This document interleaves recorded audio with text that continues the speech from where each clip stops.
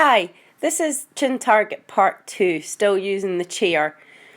What I'm doing here is now building up the duration of Floyd holding his head on the chair and starting to move towards touching his body. The rules here are if the dog breaks off the chin target, then we've gone too far. That's a clear line of communication from the dog. So I'm just going to go ahead and touch various parts of his body. When I'm touching, I click and then I feed. That's only if he holds his chin onto the chair. If he breaks off, no reward, but we stop. That's really important. What this will show you through time is once your dog is totally fine with being touched all over, brushed all over, etc. If you're doing this and they break, say you touch their hip and they break off the chin target, that shows that that area could be a little bit sore. So it's a clear line of communication between the two. And this would normally, you probably wouldn't notice. So this shows us exactly how the dog is feeling. So there, as you see, Floyd just broke off there. So I stopped what I was doing. And then go back to doing it again and see if it was just too long for him. Just making sure that he's absolutely comfortable. So I'm going down the legs as well and lifting up the paws as if I'm moving towards a nail trim. We'll do that in a later video.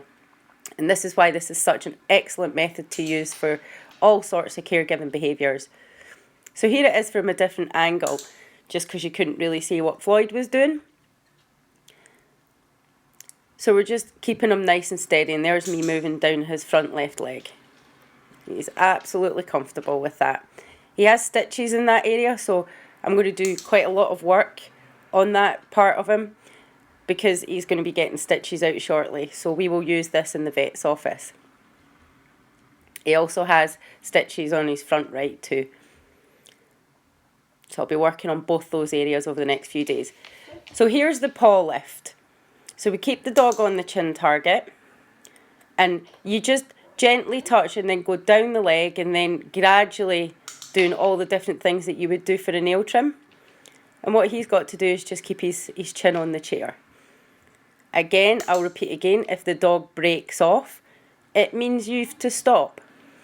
And through time, they will continue to allow you to touch these areas because they know that their wishes are also being respected.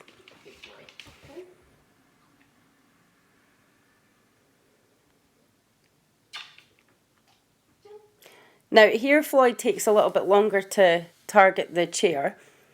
So I am assuming that he has had too much. This is just, he's fed up with doing this, or it's just gone too far. So we've got to make sure that we do listen to the dog and we only continue when they're comfortable.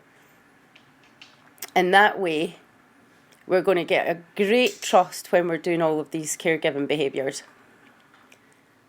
So I'll leave you with that so you can carry on. If you've got a long hair braid and you're using this for brushing, remember and go gently at first. You might want to do some work with just having the brush on the chair at the same time so they can see it. Enjoy, happy training.